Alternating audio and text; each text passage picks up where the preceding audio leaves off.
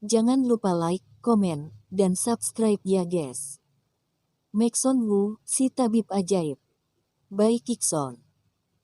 Bab 25, Percobaan Kasino Stone City. Kasino Stone City menarik sejumlah besar pemain judi, yang sebagian besar datang dari jauh, hanya untuk mengalami proses menarik, satu pisau miskin, satu pisau kaya, dan satu pisau memakai kain karung. Mobil melaju ke jalan raya, Maxon Wu mengendalikan kecepatan hingga sekitar 130. 2,5 jam kemudian, mobil itu berhenti di gerbang Kasino Stone City. Gerbang Kasino Stone City dibangun sangat tinggi, dengan dua singa giok setinggi lebih dari 2 meter di kedua sisinya, yang sangat megah dan mendominasi. Tempat parkir di depan gerbang penuh dengan mobil mewah. S5 Maxon Wu tidak mencolok sama sekali. Dia menelepon Clarice Tang dan mengetahui bahwa Maxon Wu ada di pintu. Dia tersenyum dan berkata, "Saudaraku, tunggu sebentar, aku akan menjemputmu." Beberapa menit kemudian, sebuah bus antar jemput keluar dari gerbang. Clarice Tang duduk di dalam mobil dan melambai kepada Maxon Wu. Maxon Wu duduk di sampingnya dan berkata, "Apakah kamu datang lebih awal?" Clarice Tang tersenyum dan berkata, "Aku juga baru saja tiba, ayo pergi menemui ayahku dan yang lainnya." Bus antar jemput melewati area hijau dan melaju langsung ke gedung bertingkat 3 bergaya barat. Lantai pertama gedung bergaya barat adalah kafetaria dan longe. Beberapa orang duduk di area longe. Clarice Tang berjalan bersama Maxon Wu. Di kerumunan, seorang pria paruh-baya yang tampan berdiri lebih awal, berjalan ke Maxon Wu dengan cepat, dan mengulurkan tangannya setelah 7 atau 8 langkah. "Maxon, akhirnya kita bertemu." Maxon Wu terkejut dengan antusiasme pria paruh-baya itu. Dia berkata, "Apakah aku begitu akrab denganmu?" Clarice Tang memelototi ayahnya, "Kak, ini ayahku, Harley Tang." Maxon Wu berkata, "Tuan Tang halo." Harley Tang tersenyum, "Hehe, oh, Maxon, kamu benar-benar orang yang berbakat, tidak lebih buruk dari aku saat itu." Maxon Wu tersenyum, "Tuan Tang terlalu memuji. Ayo, silakan duduk di dalam, aku akan memperkenalkanmu kepada beberapa teman." Harley Tang menarik Maxon Wu dan duduk di ruang tunggu, di mana ada beberapa baris sofa melingkar. Dia menunjuk ke seorang pria berusia 1/2 tahun dengan kemeja putih dan berkata, "Ini adalah master di dunia perjudian, Aming Liu, kakek Liu." Maxon Wu mengangguk sedikit. Dia menunjuk seorang pria paruh-baya berkepala datar dengan napas tenang dan berkata, "Ini adalah Bren Luo, kakek ketujuh." Mendengar perkenalan itu, Bren Luo berdiri, mengulurkan tangan kanannya, dan ingin berjabat tangan dengan Maxon Wu.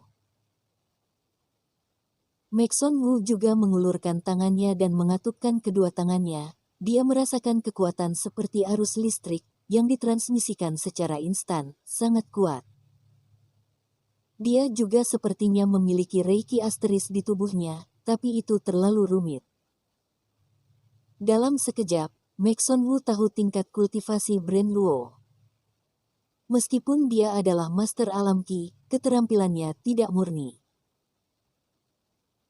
Dalam seni surga, bumi, neraka, dan alam baka, latihan Qi dibagi menjadi 5 tahapan, yaitu sutian kecil, sutian besar, ritme, reiki, mengumpulkan Qi. Maxon Wu masih dalam tahap ritme, dan kadang-kadang dia bisa melakukan reiki.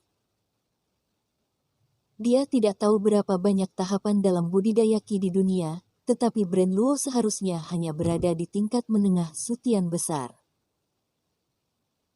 Yang disebut sutian besar berarti bahwa reiki berjalan di sepanjang rute tertentu di 8 meridian lain dan termasuk dalam tahap awal pelatihan Qi. Dia kemudian mendorong reiki sedikit, dan reiki seperti gelombang pasang, satu gelombang membanjiri yang lain, melonjak ke depan. Bren Luo bertahan selama beberapa detik sebelum raut wajahnya sangat berubah. Dia berkata dengan keras, "Aku mengagumi." Maxon Wu tahu bahwa dia menundukkan kepalanya dan mengakui kekalahan. Dia segera menarik Reiki Asteris dan berkata, "Sama-sama." Harley Tang meliriknya. Bren Luo segera berkata, "Jangan tanya, saudara ini jauh lebih kuat dariku." Harley Tang sangat gembira. Dia tersenyum, "Haha, luar biasa, sangat mudah dan menjanjikan." "Maxon, apakah kamu punya pacar?" Clarice Tang sangat malu, dan buru-buru berkata, "Ayah, serius sedikit." "Ya, ayo kita mulai pembicaraan serius." Harley Tang menarik Maxon Wu untuk duduk di sampingnya, dan berkata, "Maxon, tahukah kamu, aku menderita kerugian besar di selatan dan ditipu oleh orang lain. Karena itu, aku dihukum oleh keluarga dan kehilangan kekuatanku. Oleh karena itu, aku harus pergi ke selatan dan mendapatkan kembali uang yang hilang. Hari ini pemanasan, Maxon, kamu bisa menunjukkan keahlianmu. Kakek Liu ini adalah asistenmu, kami akan fokus padamu hari ini. Selama catatanmu cukup bagus, kami akan memilih hari lain untuk membunuh ke selatan." Maxon Wu tidak terburu-buru, dia menyesap cangkir tehnya dan bertanya, "Tuan Tang, menurutmu rekaman apa yang bisa dibawa ke selatan?" Harley Tang tampaknya tidak kompeten, tetapi sebenarnya dia adalah pria yang cerdas. Dia merenung sejenak dan berkata, "Itu pasti laba kotor 130%. Yang disebut laba kotor 130% mengacu pada wol yang dibeli seharga 100 RMB, setelah dibongkar, nilainya bisa mencapai 130 RMB. Hanya dengan cara ini Kasino Stone dapat memiliki nilai komersial." Maxon Wu mengangguk, "Kalian duduk di sini dulu, aku akan pergi melihatnya dulu." Dia jelas tidak ingin kakek Liu ini mengikutinya, tetapi Clarice Tang mengikuti dan tersenyum, "Kakak, aku bendahara kecantikanmu." Berjalan keluar dari tempat istirahat, Maxon Wu bertanya padanya, "Seharusnya ada banyak bahan di Kasino Stone City ini, kan?" Clarice Tang memberitahunya bahwa Kasino Stone City dibagi menjadi 5 distrik, yaitu Distrik D, Distrik C, Distrik B, Distrik A, dan Distrik S. Di antara mereka, bahan-bahan di area D adalah yang termurah, yang dapat dibeli dengan harga beberapa ratus RMB atau puluhan RMB. Ini adalah area dengan turis terbanyak dan area terbesar, dan sejumlah besar bahan giok murah dibanjiri di dalamnya. Bahan-bahan di zona C sedikit lebih layak. Yang mahal bisa dijual ribuan RMB. Setelah bahan-bahan bening dibeli, mereka dapat diserahkan kepada para pekerja dan dibuat menjadi berbagai aksesoris bagus. Jumlah material di area B telah berkurang secara signifikan, dan harganya juga jauh lebih tinggi.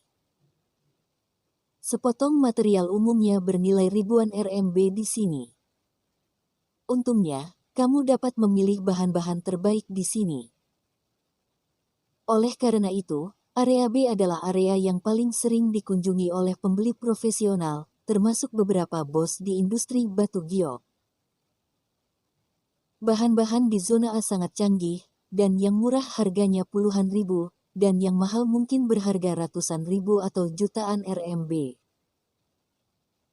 Tidak banyak bahan di sini, mudah untuk menghasilkan barang-barang berkualitas tinggi. Ini adalah tempat yang disukai pembeli besar. Terakhir, ada area S. Batu-batu kasar di area S semuanya memiliki harga yang sangat tinggi. Ada juga beberapa halaman khusus di daerah S yang menyimpan beberapa raja batu. Raja batu ini memiliki gelar mereka sendiri, seperti 3 kaisar dan 5 kaisar, dan sebagainya. Ada sangat sedikit transaksi di area ini, hanya puluhan transaksi per bulan, tetapi volume transaksi sangat tinggi. Setelah mendengarkan perkenalan Clarice Tang, Maxon Wu berkata sambil tersenyum, sepertinya kita akan mulai dari area B. Clarice Tang mengangguk, ya, bahan di zona C dan zona D adalah barang biasa, dan itu adalah tempat di mana pembeli non-profesional pergi. Pembeli profesional seperti kita setidaknya harus mulai dari zona B. Keduanya datang ke area B, di mana semua batu kasar ditempatkan di atas platform batu, dan harganya ditandai dengan jelas, mulai dari 1 hingga 2.000 hingga 7 atau 8.000 RMB. Sebelum dia datang, Maxon Wu telah mengerjakan pekerjaan rumahnya dan membaca beberapa buku tentang batu giok. Dia memiliki ingatan yang luar biasa dan menuliskan semua isinya. Dia benar-benar familiar dengan karakteristik semua jenis batu giok, seperti bahan lubang tua, hijau kekaisaran, spesies es, spesies kaca. Dapat dikatakan bahwa dia sekarang ada di level profesional. Aku melihat lusinan batu kasar berturut-turut, tetapi tidak ada yang bisa dipertaruhkan. Inilah alasan mengapa pedagang tidak menjual batu giok dalam potongan, untuk membiarkan pembeli mengambil risiko, tetapi mereka dijamin tidak akan rugi. Saat dia berjalan dan melihat, dia akhirnya tertarik dengan batu kasar setelah melihat ratusan potong bahan wol berturut-turut. Sepotong wol ini tidak besar, dan harganya 3.700. Ada sepotong batu giok dengan berat sekitar 300 gram, penuh dengan warna hijau, dan harga pasarnya sekitar 50.000 RMB. Setelah menentukan nilai bahan, dia dengan tegas mengeluarkan ponselnya untuk memindai kode QR pada label batu kasar, dan membayar biaya di tempat. Seorang anggota staf segera datang, membantunya memasukkan bahan ke dalam kotak, menambahkan kunci, dan menyerahkan kunci kepadanya untuk disimpan. Baru saja dia akan terus melihat wol batu yang lebih kasar, tiba-tiba mata kirinya kabur, dan kemudian kepalanya menjadi pusing. Gawat. Terlalu banyak menggunakan mata. Sepertinya aku perlu istirahat sebentar. Dia terkejut, dan dengan cepat menghentikan tembus pandang, dia merasa lemah untuk sementara waktu. Dia telah lama mengetahui bahwa Eye of Dimension-nya juga memiliki kelemahan, yaitu dia tidak dapat menggunakannya terus-menerus untuk waktu yang lama, jika tidak dia akan pusing dan lemah. Dia melirik arlojinya dan berkata kepada Clarice Tang, ayo istirahat sebentar. Clarice Tang melihat bahwa Maxon Wu sejauh ini hanya memilih satu bahan, dia berkata, Kak, kamu terlalu berani, jangan terlalu berhati-hati.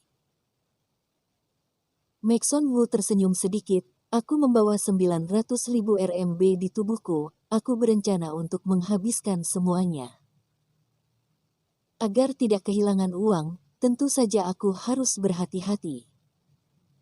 Clarice Tang tersenyum dan berkata, tidak apa, kalau rugi hitung saja padaku. Maxon Wu, tidak akan rugi. Saat berbicara, seorang pria dan seorang wanita datang dari kejauhan, itu adalah Laurel Sun dan Ivan Zhao. Keduanya juga melihat Maxon Wu, mereka berdua tertegun sejenak, dan kemudian Laurel Sun mencibir, kenapa kamu datang lihat batu? Maxon Wu mengabaikannya dan berkata kepada Clarice Tang, ayo pergi ke sana. Jangan pergi dong. Laurel Sun berkata penuh kemenangan, beruntung sekali, kami baru saja memecahkan batu kasar dan menghasilkan keuntungan 130.000 RMB. Bagaimana kalau kamu memohon padanya untuk memilihkan satu untukmu? Maxon Wu awalnya tidak ingin meladeni kedua orang ini, tetapi karena mereka yang mulai duluan, dia tidak perlu bersikap sopan. Benarkah? Kurasa keberuntunganku lebih baik, katanya datar. Bab 26, berjudi tentang peristiwa seumur hidup. Benarkah? Dikatakan bahwa orang yang keluar dari penjara tidak beruntung. Mana mungkin aku berani datang ke sini untuk berjudi? Laurel Sun mencibir padanya. Itu benar-benar terakhir kalinya Clarice Tang membuatnya merasa buruk, dia masih menyimpan dendam di hatinya. Clarice Tang dengan sengaja memegang tangan Maxon Wu dan berkata, "Suamiku, apakah mantan pacarmu tidak menyerah padamu? Dia jelek begini, jangan sampai kamu menginginkannya." Nada suaranya lembut, tubuh Maxon Wu merinding mendengarnya, tetapi Laurel Sun marah. "Kamu dia benar-benar sampah, aku, Laurel Sun, tidak menyukainya." Clarice Tang berkata dengan acuh tak acuh, "Kamu bilang suamiku sampah. Apakah kamu buta? Suamiku ahli kasino Stone, dan kasino Stone yang dia pilih akan meroket." "Wow. Apakah kamu bercanda?" Laurel Sun mencibir, "Siapa yang tidak bisa menyombongkan diri?" Clarice Tang berkata kepada Maxon Wu, "Suamiku, bagaimana kalau kamu pilih salah satu untuk membuka mata mereka?" "Oke." Maxon Wu juga bergabung dengan pertunjukan, dan segera membuka kembali Eye of Dimension. Secara kebetulan, begitu dia melihat beberapa potong, dia menemukan sepotong bahan dengan harga 18.000 RMB dan beratnya sekitar 20 kilogram. Dalam bahan ini, ada sepotong bahan penuh warna hijau, beratnya sekitar 1 kilogram. Clarice Tang berkata kepada Maxon Wu, "Suamiku, bagaimana kalau kamu pilih salah satu untuk membuka mata mereka?"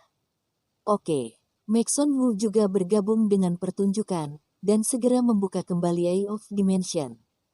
Secara kebetulan, begitu dia melihat beberapa potong, dia menemukan sepotong bahan dengan harga 18.000 RMB dan beratnya sekitar 20 kilogram. Dalam bahan ini, ada sepotong bahan penuh warna hijau, beratnya sekitar 1 kilogram. Bahan semacam ini bernilai 8 atau 900 RMB per gram di pasaran, dan harga 5 kilogram setidaknya bernilai 8 atau 900 ribu RMB. Jantungnya berdetak kencang, itu saja. Dia menunjuk ke bahan dan meminta pelayan untuk memasukkannya ke dalam kotak dan memindai kode untuk membayar pada saat yang sama. Melihat bahwa dia memilih bahan begitu cepat, Ivan Zhao tidak bisa menahan diri untuk menggelengkan kepalanya. "Maxon Wu, jangan bertaruh pada batu jika kamu tidak mengerti, orang seperti kamu pasti akan kalah." Setelah berbicara, dia juga mulai memilih, dan akhirnya menghabiskan 26.000 RMB untuk membeli sepotong kulit pasir hitam, yang beratnya lebih dari 10 kilogram. Wall ini dalam kondisi baik, dan Ivan Zhao bertekad untuk mendapatkannya. Dia tersenyum dan berkata, "Ini disebut pasir hitam." Meskipun bukan bahan lubang tua, dia memiliki peluang besar untuk menghijau, jadi itu saja. Maxon Wu tidak bisa tidak melihatnya, dan menemukan bahwa hanya ada satu garis hijau di bahan di dalamnya, sisanya berwarna putih abu-abu dengan biru kacang hijau. Dia dengan tenang memanggil guru pemecah batu, "Bantu aku untuk buka." Laurel Sun segera memeluk potongan pasir hitam dan berkata, "Ayo kita duluan." Maxon Wu juga tidak membantahnya. Guru pemecah batu mengambil alih bahan dan mulai menggunakan roda gerindra untuk membuka atasnya, suara penggilingan yang keras terdengar. Dalam beberapa menit, hijau muda terlihat, dia dengan cepat menunjukkannya kepada Ivan Zhao, dan orang-orang di sekitarnya datang. Segera, beberapa orang yang menonton dengan hidup berteriak, "Wah, ini kacang hijau. Yah, benda ini paling berharga 1.000 RMB, atau setidaknya 25.000 RMB." Ivan Zhao sedikit mengernyit, dia tidak menyerah, dan meminta tuannya untuk membuka sisi lain. Tapi kali ini, ada beberapa helaan nafas yang datang dari sekitarnya lagi, dan itu masih kacang hijau. Wajah Ivan Zhao sedikit jelek, dia kehilangan lebih dari 20.000 sekaligus, yang membuatnya tidak dapat terima. Laurel Sun memelototinya dengan tajam, dan kemudian berkata kepada Maxon Wu, kamu tidak perlu berpuas diri. Aku khawatir materimu bahkan tidak dihitung sebagai tanah hijau kacang polong. Maxon Wu tersenyum ringan, apa hasilnya, kamu akan tahu ketika dibuka, silahkan guru pemecah batu. Dengan pena, dia menggambar garis di atasnya, dan meminta master solusi untuk membukanya secara langsung alih-alih membuka jendela. Guru pemecah batu tidak banyak bicara, dia membuka roda gerindra untuk memotong. Setelah suara menusuk, sepertiga dari bahan batu terputus, dan di tengah ada sentuhan hijau yang sangat kaya. Keluar hijau. Seseorang berseru. Seseorang mengambil senter yang kuat dan mengambil gambar dari titik hijau, dan berteriak, ada pertunjukan. Semuanya hijau di bawah, pasti naik kali ini. Wajah Laurel Sun tidak bagus, dia menatap lurus ke arah hijau, dan berkata, mungkin itu hanya sebuah bintang, itu tidak berharga sama sekali. Maxon Wu menggambar 2 garis lagi dan membiarkan guru terus memotong. Setelah semburan debu memenuhi udara, guru pemecah batu tiba-tiba tertawa. Dia mengambil setengah bahan yang tersisa dan menyerahkannya kepada Maxon Wu. Selamat, bos, itu melonjak. Semua orang dapat melihat bahwa di tengah bahan ini, ada hijau tua, hijau sangat penuh, matahari positif, spesies S, itu pasti bahan giok kelas atas. Mata indah Clarice Tang berbinar dan berkata, suamiku benar-benar luar biasa. Bahan ini setidaknya 1 kilogram, dan harganya sekitar 1 juta. Kami menghasilkan 50 kali lipat dari biaya 18.000 RMB. Laurel Sun dan Ivan Zhao sama-sama merasa bodoh, 50 kali. Betapa beruntungnya dia. Seorang pria paruh baya datang, dengan gigi emas, menyisir punggungnya, dan tidak tinggi. Dia tersenyum dan berkata, bos, apakah kamu menjual bahan-bahanmu? Kalau jual, aku beri 1 juta RMB. Clarice Tang berkata dengan ringan, maaf, kami tidak menjual bahan ini. Keluarga Tang memiliki bisnis perhiasan, dan bahan ini setidaknya dapat bernilai 3 kali lipat dengan sedikit pemrosesan. Maxon Wu kemudian berkata, itu tidak akan dijual untuk saat ini. Pria paruh baya itu sedikit kecewa, dia menggelengkan kepalanya dan pergi. Wajah Laurel Sun jelek, dia hendak pergi dengan menarik Ivan Zhao. Clarice Tang dengan sengaja berkata dengan keras, siapa bilang suamiku tidak beruntung? Sudah kubilang kamu buta, apakah kamu percaya sekarang? Laurel Sun marah sekali, dia menarik Ivan Zhao, dan berjalan pergi tanpa melihat ke belakang. Clarice Tang mengerutkan bibirnya dan tertawa. Maxon Wu berkata dengan ringan, kamu tidak membiarkan aku menjualnya, apakah kamu ingin membelinya? Ya, aku akan memberi kamu 1,5 juta, bagaimana? Clarice Tang tertawa, dan aku ingin setiap bagian dari materi yang kamu selesaikan hari ini. Maxon Wu berkata, oke, aku akan menjual semuanya kepadamu. Baru pada saat itulah dia menyadari bahwa Laurel Sun telah pergi, tetapi Clarice Tang masih memegang lengannya, dan itu sangat dekat. Hidung Maxon Wu penuh dengan aroma tubuhnya, dia tidak bisa tidak ingin memeluknya. Pada saat ini, sebuah suara marah terdengar, Clarice Tang. Siapa dia? Maxon Wu melihat, seorang pria berusia pertengahan 30-an, mengenakan setelan kelas atas, muncul, dia tidak tinggi, rambutnya disisir dengan cermat, dan dia menatap mereka berdua dengan marah. Begitu orang ini muncul, Clarice Tang memeluk lengan Maxon Wu dengan erat, dan tubuhnya hampir menempel pada tubuh Maxon Wu. Dadanya, tepat di lengan Maxon Wu, sangat lembut, dan sentuhannya begitu indah hingga tak terlukiskan. Dia mengangkat kepalanya dan berkata, tentu saja dia pacarku. Kamu. Wajah pria itu pucat. Kamu apa? Clarice Tang memandangnya, kakekku tidak bisa mengendalikanku, dan kamu tidak akan pernah bisa menikah denganku.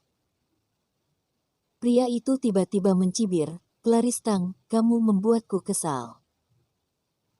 Percaya atau tidak, aku bisa membuatnya menghilang dengan satu kata. Benarkah? Maxon Wu mengangkat alisnya, apakah kamu seorang penyihir? Ayo, mari kita lihat. Clarice Tang tertawa terbahak-bahak dan berkata, suamiku, dia mengancammu, apakah kamu tidak mendengarnya? Maxon Wu berkata dengan acuh tak acuh, mereka yang mengancamku umumnya tidak berakhir dengan baik.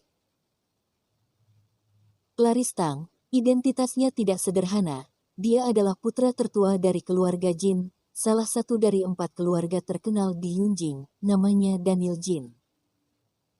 Maxon Wu, aku belum pernah mendengarnya. Daniel Jin menatap Maxon Wu, wah, kamu bodoh dan tak kenal takut. Tapi itu tidak masalah, kamu akan segera tahu berapa banyak kekuatan yang aku miliki, kamu hanyalah reptil di mataku. Clarice Tang mencibir, Daniel Jin, sebaliknya, di mata Clarice Tangku, kamu bahkan tidak bisa menandingi jarinya. Daniel Jin terdiam, dia mulai mengejar Clarice Tang ketika dia masih mahasiswa, tetapi dia tidak pernah berhasil. Melihat tekanan keluarga Tang, keduanya bersiap untuk mengadakan perjamuan pertunangan, tetapi Clarice Tang melarikan diri untuk sementara waktu. Hari-hari ini, dia terus mencari Clarice Tang, tetapi dia tidak menyangka dia bersama pria lain. Bagaimana ini bisa membuatnya tidak marah? Clarice. Raut wajahnya tampak jelek. Bisakah orang ini dibandingkan denganku? Dalam hal latar belakang keluarga, masa depan, dan aku, dia adalah debu. Clarice, ikut aku bisa memilih untuk memaafkanmu. Tidak mungkin bagi kita. Clarice Tang berkata dengan acuh tak acuh, Daniel Jin, menyerahlah. Daniel Jin melirik Maxon Wu dan menemukan bahwa dia malah berjudi batu, jadi dia mencibir, apakah kamu menemani anak ini untuk bertaruh batu? Ya, kata Clarice Tang, dan kami baru saja menghasilkan 1 juta. 1 juta. Bukankah itu tidak ada artinya bagimu dan aku?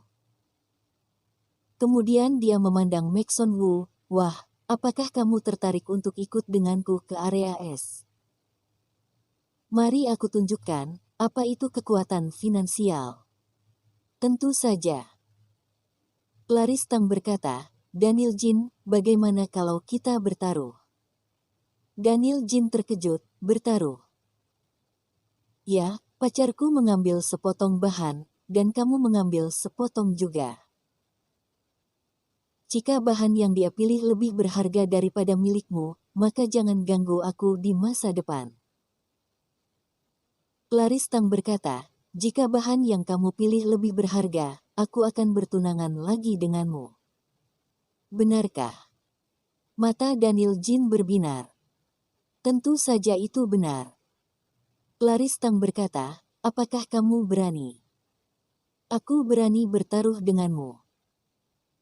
Mata Daniel Jin berbinar, seolah dia telah mengambil keputusan, sama sekali mengabaikan Maxon Wu. Sampai jumpa di area es nanti. Dia berbalik dan pergi, mungkin mencari cadangan. Maxon Wu mengerutkan kening, Clarice, kamu mempertaruhkan kebahagiaan seumur hidupmu padaku, apakah kamu tidak takut aku akan kalah? Aku percaya padamu. Clarice Tang tersenyum sedikit, kamu tidak akan tega melihatku melompat ke dalam lubang api, bukan? Maxon Wu, Aku akan melakukan yang terbaik. Namun, batu kasar di area es terlalu mahal, dan aku tidak mampu membelinya. Tidak apa-apa, kita akan membelinya bersama. Jika rugi hitung ke aku saja, kalau untung kita bagi dua, katanya sambil tersenyum. Maxon Wu mengangguk, oke. Dia meninggalkan area B dan pergi ke area S untuk memeriksa situasi. Ketika dia datang ke area S Casino Stone City, dia menemukan bahwa tidak ada banyak material di area ini. Totalnya hanya beberapa ratus ribu RMB. Semuanya ditempatkan di sebuah kompleks dengan keamanan yang ketat di dalam dan di luar. Tetapi lebih jauh di dalam, ada halaman kecil, sepertinya ada bahan lain, tetapi sangat sedikit orang yang diizinkan masuk. Setelah memasuki pintu, dia melirik harga batu kasar di area S, 3,8 juta, 4,9 juta, 10,88 juta. Mahal sekali. Diam-diam dia berseru, kalau beli sendiri tidak akan sanggup beli sama sekali. Tidak banyak orang di kompleks itu. Begitu mereka masuk, mereka melihat Daniel Jin masuk dengan seorang lelaki tua. Melihat lelaki tua itu, ekspresi Clarice Tang sedikit berubah, dan dia berbisik, itu Dewa Batu, Morel Chen. Ditunggu bab selanjutnya ya. Semoga kalian terhibur. Dan jangan lupa dibantu like dan subscribe-nya ya. Terima kasih sudah menonton.